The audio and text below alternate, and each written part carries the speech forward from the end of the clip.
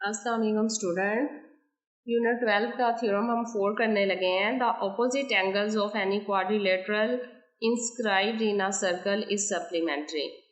Theorem हमारे पास ये है कि एक क्वाड्रिलेटरल है जो कि इंस्क्राइब्ड इन अ सर्कल है। एक सर्कल के अंदर क्वाड्रिलेटरल बन रही है, चकोर बन रही है, जिसके जो ऑपोजिट एंगल्स हैं वो क्या है, सप्लीमेंट्री हैं। तो ये हमने बात प्रूफ करनी है।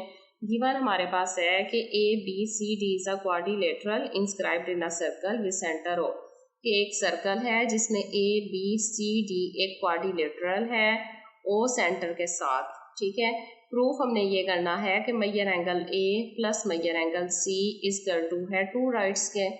मैयर एंगल ए और मैयर एंगल सी इक्वल है टू राइट्स के, और measure angle B plus measure angle D is equal to है टू राइट्स के। ए और सी भी टू राइट्स के इक्वल है, बी और डी भी टू राइट्स के इक्वल है।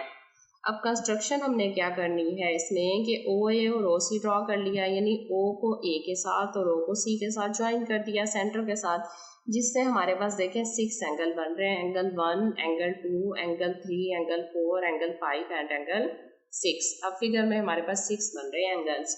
नेक्स्ट हम प्रूव कर, अब देखें बार बार पेज पलटने की बजाय मैंने डायग्राम साथ बना ली है ताकि इजीली थ्योरम को क्लियर किया जा सके। अब यहाँ पर बता रहा है, स्टेटमेंट है कि standing on the same arc A D C angle 2 is a central angle. Arc A D C of a circle with centre O. अब देखें, सबसे पहले देखें कि ए डी सी ये एक आर्क है आपके पास, और इस आर्क का जो सेंट्रल एंगल है वो एंगल क्या है, 2 है। डी वाली तरफ 2 एंगल है ना, बी की तरफ 4 एंगल है। इसका मतलब है कि डी का सेंट्रल एंगल 2 है, लिहाजा आर्क ए डी सी का सेंट्रल एंगल 2 है। ठीक है, A D C angle 2 is a central angle. Arc A D C of a circle with centre O, क्योंकि ओ ये क्या है, इसका सेंटर है, इस पॉइंट का नाम क्या है, ओ है। फिर है where angle B is a circum angle. अब क्योंकि ये इसका सेंट्रल एंगल है, लिहाजा ऑपोजिट आर्क के सर्कम पर जो एंगल बन रहा है वो सर्कम एंगल है, लिहाजा बी क्या है, इसका सर्कम एंगल है। अब दोबारा गौर करें, एंगल ए डी सी का ओ जो है एंगल 2 जो है ये सेंट्रल एंगल है, और इसका ऑपोजिट एंगल जो है बी ये सर्कम एंगल है। ये बात प्रूफ हो गई। अब देखें, मैयर एंगल बी इक्वल होता है हाफ मैयर एंगल 2 के बाई थ्योरम 1। ये बात अभी हमने लास्ट थ्योरम में भी की है, और ये बार बार आ रहा है कि सेंट्रल एंगल जो है वो हमेशा बड़ा होता है सर्कम एंगल से। इसका मतलब है कि एंगल बी जो है वो हाफ होगा मैयर एंगल 2 से। मैयर एंगल 2 क्या है, सेंट्रल एंगल है, तो सर्कम एंगल का उसका हाफ जो है वो किसके इक्वल होगा, सर्कम एंगल के होगा। तो बी सर्कम एंगल है, लिहाजा वो 2 का क्या है, हाफ है, लिहाजा वो आ जाएगा half Maihar angle 2। Equation 1 theorem 1 की पॉइंट ऑफ व्यू से। सेम इसी तरह अब दूसरी आर्क देखें आप, standing on the same arc A B C angle 4 is a central angle. इसमें एंगल 4 क्या है, सेंट्रल एंगल है, और where angle D is a circum angle, और इसमें एंगल डी जो है वो सर्कम एंगल है।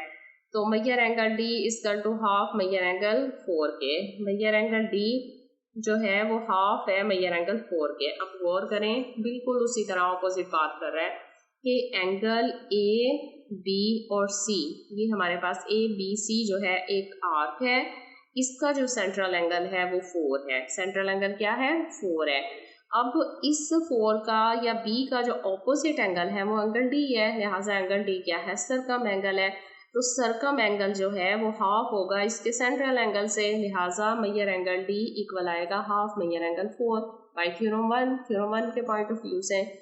अब देखें आप इक्वेशन 1 और 2 राइट और लेफ्ट साइड साफ कर लें प्लस, तो राइट और लेफ्ट साइड ये देखें, लेफ्ट साइड है मैयर एंगल बी और measure angle D, measure angle B और मैयर एंगल डी हमने प्लस कर ली। अब राइट साइड प्लस करें, half Maihar angle 2 half Maihar angle 4, half Maihar angle 2 plus half Maihar angle 4।